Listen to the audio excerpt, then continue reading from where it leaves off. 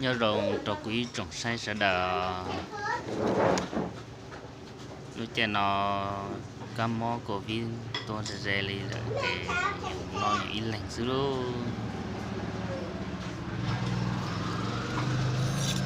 của không được có một ít lạnh họ nó sáng nó thì của ít lạnh xíu đi sẽ đỡ là đọc cái nó đó đọc cái nó đó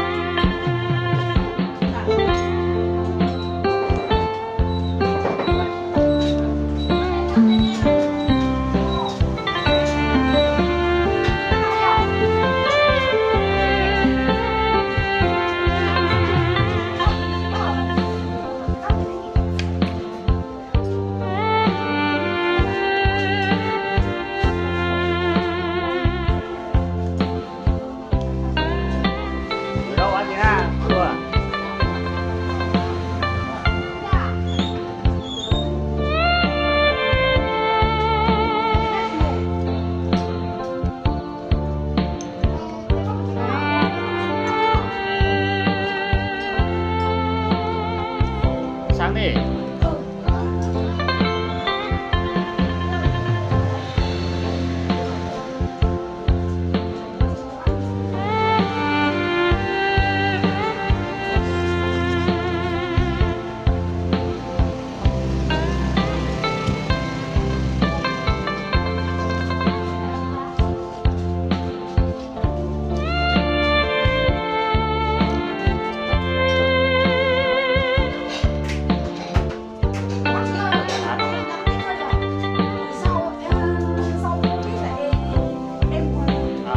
bán ở đây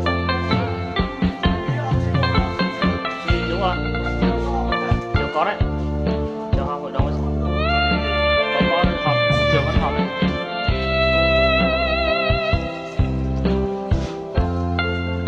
Nốt mấy ngày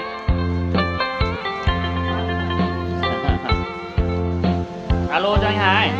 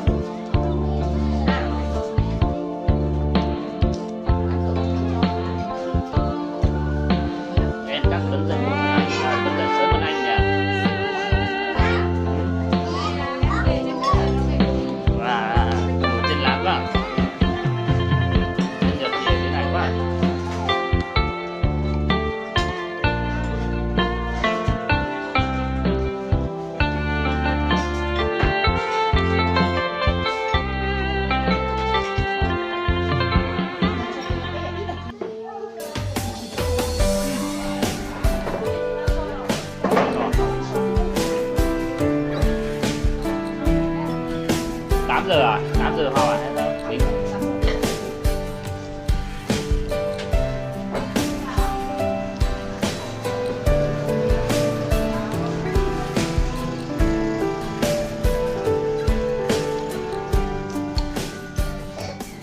Rau tranh thủ bán được bao nhiêu?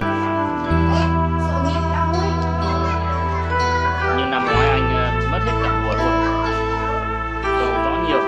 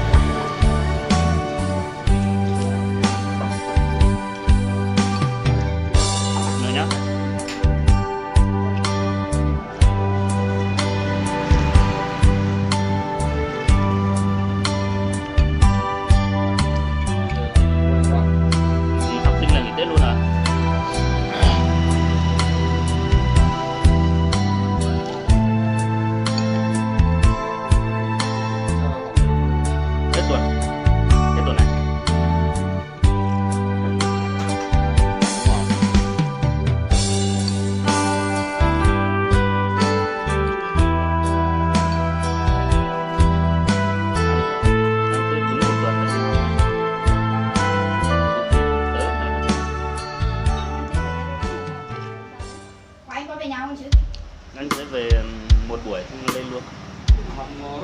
Về xong.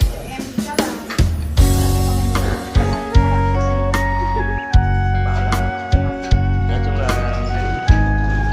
mình ở hai nơi thì phải chấp nhận thôi.